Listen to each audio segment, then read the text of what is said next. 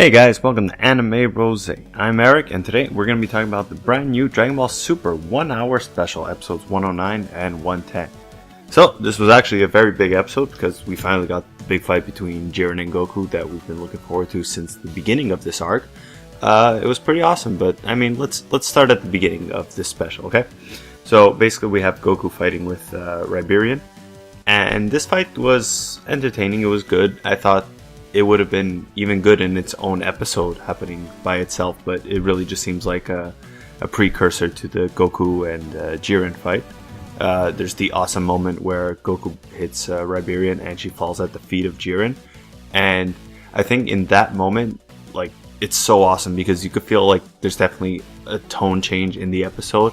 Like with Riberian, it was a little more jokey and cartoony of an episode, but things just get really serious when he's like staring at Jiren and Jiren's staring him back, and yeah, it was really cool. And then the God of Destruction of Universe 11 tells Jiren he could go all out versus Goku, so we finally get to see Jiren moving forward. So I thought that was really awesome. It was cool also to see Goku go through the phases of Super Saiyan to try and injure Jiren, even though we didn't get Super Saiyan 3. I thought that was cool because nowadays we mainly just see Goku go to Super Saiyan Blue or whatever his strongest form is to try and like end the battle quickly, right?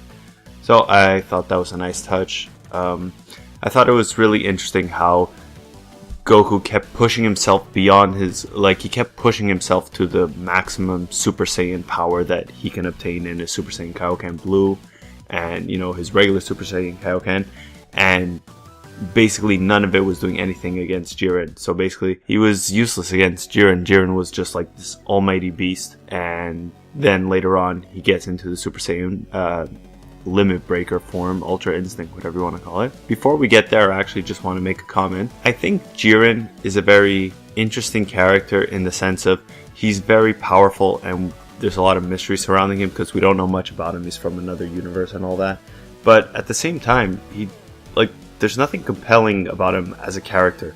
What I mean by that is, you could take someone like Frieza, who is basically Space Hitler, right? Like, he's going through conquering every planet with his army, trying to conquer them and enslave the whole galactic race and whatever you want to call it. Basically, he was becoming their emperor. And that's why it was so compelling to get this guy taken down, you know what I mean?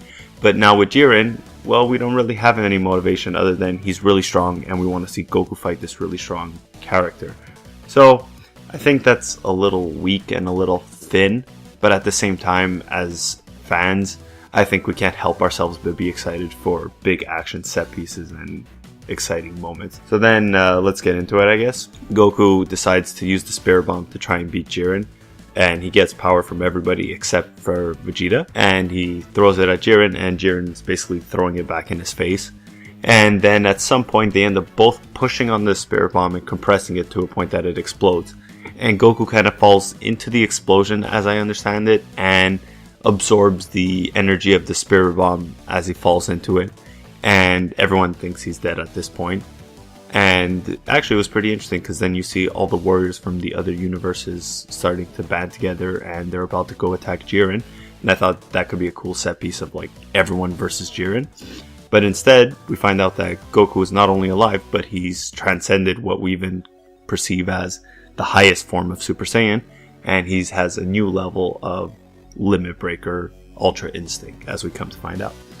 So I thought that it would be interesting because I thought this new form, because he absorbed the Spirit Bomb, I thought what it was is he has kind of the power of each of the fighters that gave him energy.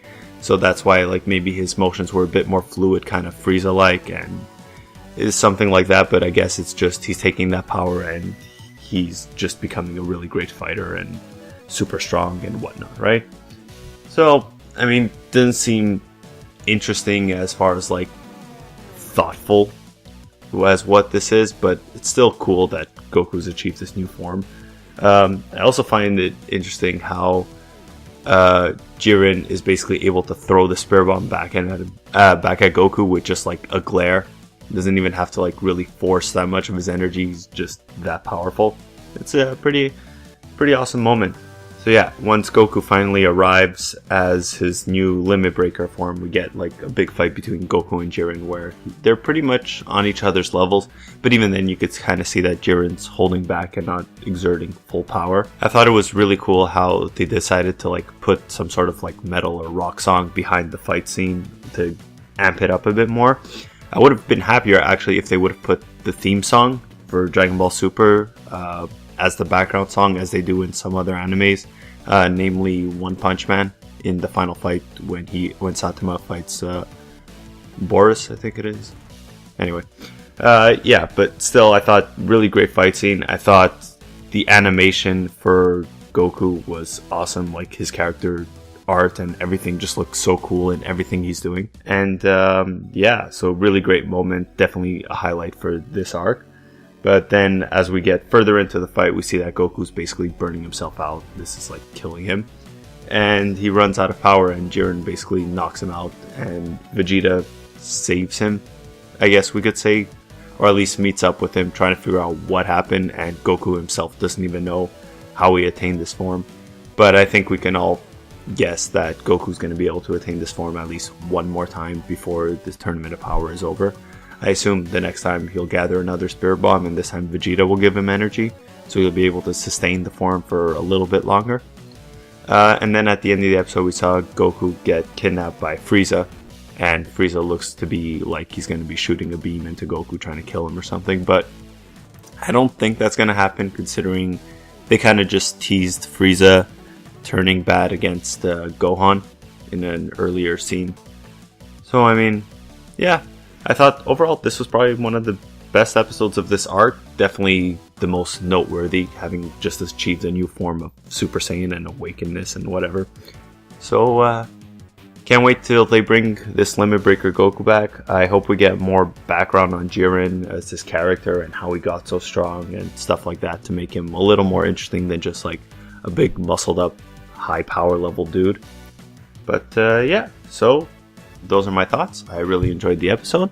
If you guys liked the episode, I want to hear your thoughts actually down below in the comments. What are you looking forward to next in the Universe arc? And that's about it. Guys, be sure to like, comment, and subscribe. And as always, stay rose.